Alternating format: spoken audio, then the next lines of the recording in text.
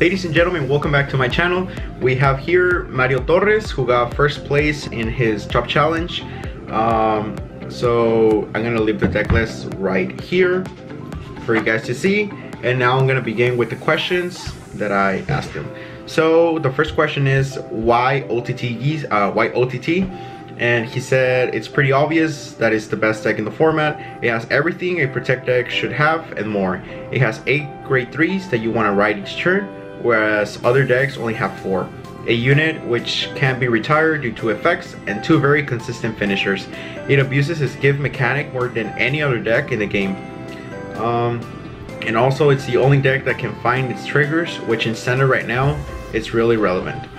Now asked him how many players were in the tournament. He said 22 players, and his matchups were 1 mirror match, round 1, round 2 was Spike Brothers, round 3 was Dimensional Police, round 4 was another Dimensional Police, and the finals was against Itachi Kase. Now, round 1, the mirror. This matchup is always gonna be rough. By my worst matchup is the mirror match. Thankfully, I've done plenty of testing. The key to this matchup is to use Deer properly and create early pressure. My list is catered towards the mirror the most. Running things like the 14k Vanguard booster and 3 torches, the mirror is very punishable. If you misride a single turn, you lose an incredible amount of advantage. In game 1, I had the circle Magus when he didn't, but after riding a Materasu, I wasn't able to follow up with another ride for 1 turn, and the advantage was very shifted, where he rode Imperial Daughter on a correct time. But I had the board presence from the beginning. I dedicated my hand to make the 23k columns if Promised Daughter plus 8 booster. So the constant pressure was enough to keep by after missing a ride. Eventually I got to my Tortoise, and he was at 4, and he was forced to guard each of my 26 to 34k of my attacks. Game 2 was just very unfair. We both had the Circle Magus, but I rushed my opponent on grade 2 with Luckbird and Memes, but I put him down to 5. My opponent just never saw a damage trigger, so he fell too far behind. Against round 2 against the Spike Brothers, he 2-0'd him. Game 1 was very hard.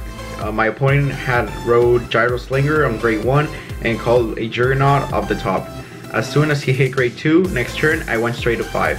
I left him at 1 face down counter blast a majority of the game and just grinded the game out until I hit Deer, the Deer effect.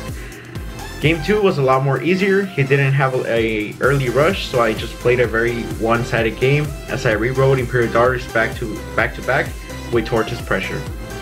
Round 3, Dimensional Police, he 2-0'd him. This felt 100% in my control. Game 1 was pretty bad for my opponent. He didn't see any superior rides, and he couldn't keep up with Tortoise pressure, 34k column each turn. Round 2, he did actually, game 2, he did actually get 2 superior rides off his game, but once again, Torte just provided so much pressure, and with Deer to the point that he just didn't have cards in his hand. Round 4, semifinals, again, Dimensional Police, he 2-0'd him. Once again, a matchup that was just in my control. I actually got to the point of double Torte on field in game 1, and there was no catching up to that pressure. He killed the Tortoise, and I replaced him with Promised Daughter. Game 2, my opponent misplayed, and he didn't attack my Deer, which won me the game next turn. In the finals, with Tachikase, he 2-0'd him also. Game 1 was unfortunate for my opponent. He didn't find grade 2, so he stayed at grade 1.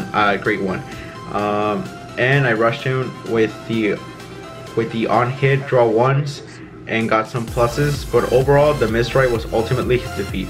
Game 2, my opponent went first again, but I rushed enough to check for triggers aggressively with Meme and Magus, to eventually he was to the point that attacking my rear guards and damage locking me out until I just rode the Deer and won for game. Now I asked him any changes you would do with the deck, and his response is, as of now, no. I feel the list is at a very good spot. Grade 3 ratio is very consistent and never too cloggy for the deck. Grade 2s are perfect and grade 1s are perfect as well. I'm very happy with my final list as of now. Now I asked him if he had any advice for other OTT players, and he said, make sure you learn from your matchups. Against the Mirror and Excel are your most difficult matchups. Don't overextend or get too greedy with a card like Torte. Used properly, and you'll win most of your games. The deck is very rewarding the more games you play. Now, I asked him a personal question. So when I play the OTT deck and I have Torte, they rush me before like I can have my Tortes, and I don't really have like the 10 cards in my hand. So I asked him if he had like any tips or things like that, and he said maintaining hand for Torte is very simple. Every ride is effectively a +1 if you activate either Imperial Daughter or Amaterasu's ability. After drive checking, you get a +2, meaning effectively you're able to guarantee at least 4 cards each turn, with addition to your draw. When playing Torte on your turn, you minimize your hand to 8 cards, usually, so after drive checks you're at 10. However, if you happen to stack a draw trigger, that means you can go down to 7 in hand, so when you drive check you will guaranteed again at 10.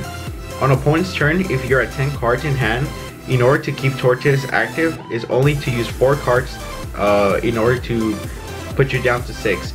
If you're at 6 at the end of your opponent's turn and you're a Amaterasu or you ride Imperial Daughter, you will guarantee again Torte's ability.